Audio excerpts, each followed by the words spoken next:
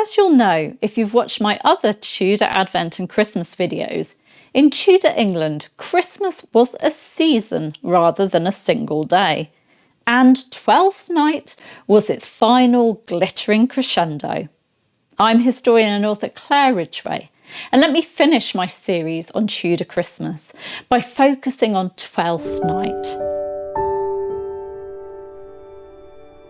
Christmas ran for 12 days, as it still does in many countries today, from Christmas Day to Epiphany on the 6th of January, and Twelfth Night marked the end of that sacred and perhaps joyful time.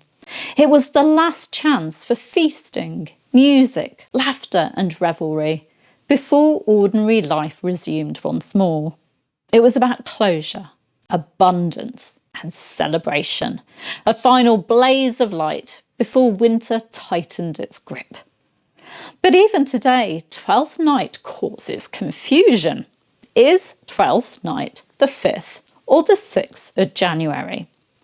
Historically, if you count Christmas Day as day 1, then Twelfth Night is the evening of the 5th of January, the eve of Epiphany, just as Christmas Eve comes before Christmas Day. Epiphany itself, on the 6th of January, commemorated the visit of the Magi to the Christ child, believed to have taken 12 days to reach Bethlehem. Across England, Twelfth Night was marked with feasting and rich food, games and singing, disguisings, masks and revels, and above all, the Twelfth Night cake. Hidden inside this cake was a dried bean or pea, and whoever found it became king, or sometimes Lord of Misrule, for the night. Roles were inverted, rules were bent, laughter ruled. For one evening, chance determined authority. It was joyful, communal and symbolic, a reminder that order would soon return. But for now, misrule was permitted.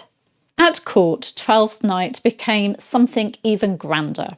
By the Tudor period, it was a night of spectacle and magnificence.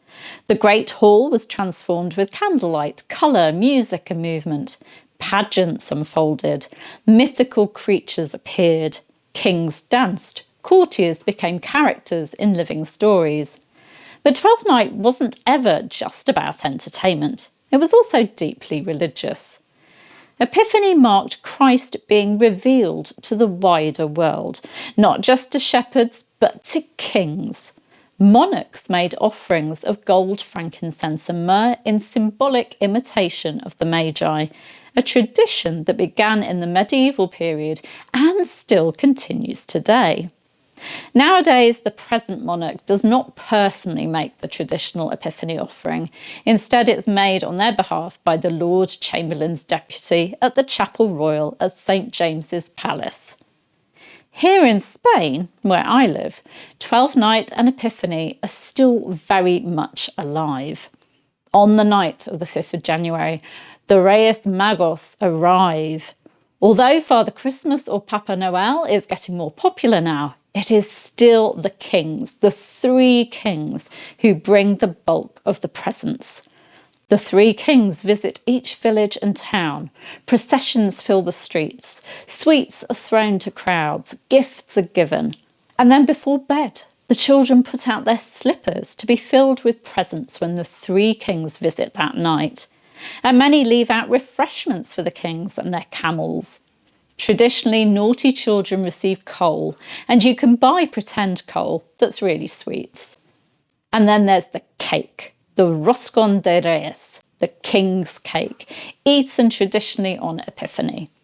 Inside this pastry are 2 hidden objects, a bean and a small king.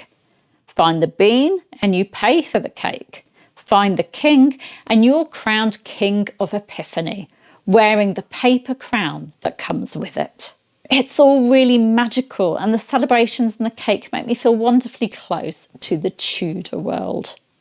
Different country, different time, different language, same idea. Twelfth Night mattered because it ended Christmas properly. It didn't let the season just fade away as it often does today. It closed it with meaning. And after that, Well, work resumed with Plough Monday, the first Monday after Epiphany, and ordinary life returned. But for 12 days and one final night, Christmas had ruled. And that, for Tudor people, was exactly as it should be. Do you celebrate Epiphany? If so, please tell me in the comments what you do. And if you missed my Advent and Christmas series, do watch my video, The Real 12 Days of Christmas. I'll link to it, and that means you'll get the lowdown on how the Tudors celebrated this festive season. I'll see you soon. Take care. Bye-bye.